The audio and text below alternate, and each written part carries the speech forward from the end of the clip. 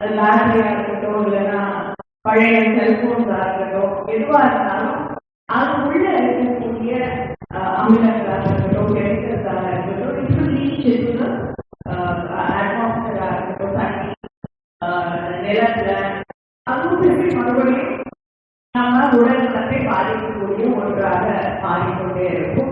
நான் உங்களுக்கு காலையில பேசும்பொழுது பத்தி பேசும்பொழுது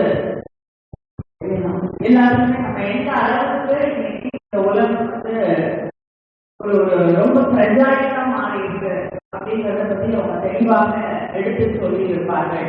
இப்ப என்ன சொல்றாங்கன்னா, நம்ம வெளியிடக்கூடிய இந்த கார்பன் இதை உள்வாங்கக்கூடிய அளவுக்கு கூட இன்னைக்கு இருக்கக்கூடிய நம்முடைய ஆடுகளோ இல்லைன்னா கடலோ மிகவும் தயார். இதுக்கு மேல கார்பனையோ நம்ம வெளியிடக்கூடிய கழிவுகளையோ உள்வாங்கக்கூடிய சக்தி அதற்கு இல்லாமல் குறைந்து கொண்டே வருகிறது.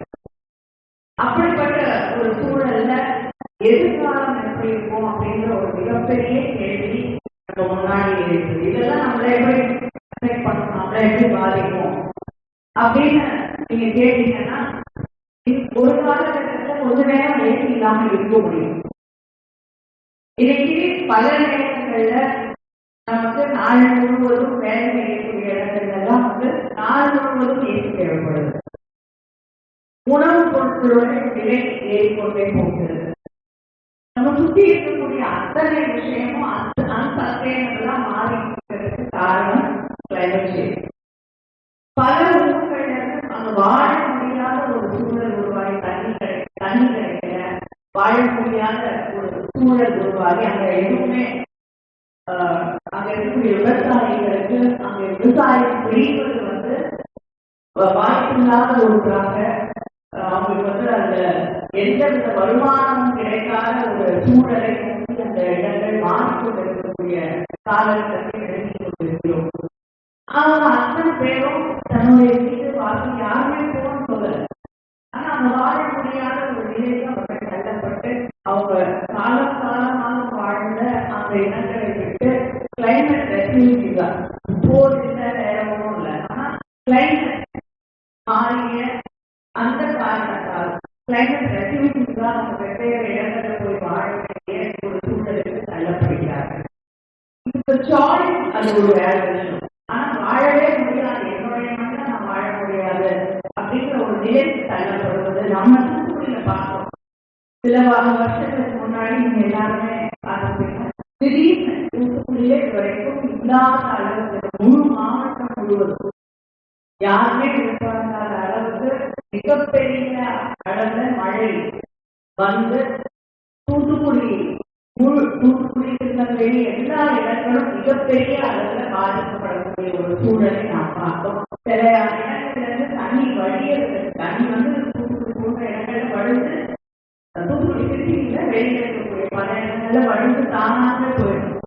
கிட்டத்தட்ட 15-20 நாளுக்கு மேல தண்ணி வழியாத ஒரு நிலையை நாம் பார்த்தோம்.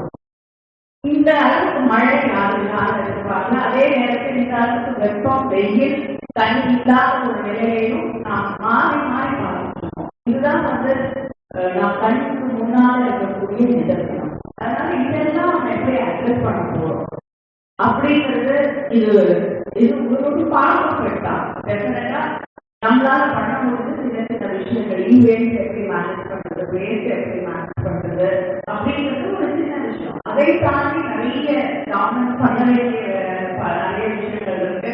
கவர்மெண்ட்டை நம்ம செய்ய வைக்கிறதுக்கான தொடர்ந்து நம்முடைய போராட்டங்கள் அப்படிங்கிறது கிளைமேட் சேஞ்ச் அப்படிங்கிறதோ கிளைமேட் ப்ரொடெக்ஷன் அப்படிங்கிறதோ காடுகளை வந்து நிறைய காடுகளை இன்னைக்கு டெவலப்மெண்ட் அப்படிங்கிற பேர்ல நிறைய அரசுகள் அழித்துக் கொண்டிருக்கிறது. அதை இருக்கிறதுக்கு நமக்கு ஒரு அவேர்னஸ் வேணும், அதை பற்றி ஒரு அக்கறை வேணும். ஏன்னா நாளைக்கு அது திரும்ப வந்து நம்மளதான் அஃபெக்ட் பண்ணணும். நம்மளுடைய வாழ்க்கையை இருக்கா இல்லையா அப்படிங்கிற ஒரு நிலைக்கு கொண்டு போகக்கூடிய ஒரு சூழலை அது உருவாக்கிவிடக் கூடாது. பட் ஆல் நேரத்தை அவங்க பேசும்போது சொன்னாங்க, கருவையில கிட்டத்தட்ட 3 லட்சம் மரங்கள் தூத்துக்குடியிலே கருவையிலேயே இன்னைக்கு நடப்பட்டு அது மிக அழகாக வளர்ந்து ஒரு நம்பிக்கையை தரக்கூடிய வகையிலே அவர்கள் அந்த மரங்கள் அங்கே இருக்கு. அதே போல தூத்துக்குடியிலே ஒரு 10 இடங்கள்ல காடுகள் உருவாக்கப்பட்டிருக்கு. அதே போல அவர்களும் வந்து தொடர்ந்து இந்த கிளைமேட் ஒரு அக்கறையோடு அவர் கான்சியஸ்னஸோட அவங்க பல இடங்கள்ல வந்து மற்ற காடுகளாக இருக்கட்டும் மரங்கள் வளர்ப்பதிலும் அவங்களும் தொடர்ந்து ஈடுபட்டு கொண்டிருக்கிறார்கள். எல்லாருக்குமே இந்த மேலே இருக்கக்கூடிய அத்தனை பேருக்கும் இந்த அவேர்னஸ் அப்படிங்கிறது வந்து ரொம்ப முக்கியமான ஒரு விஷயமா இருக்கு.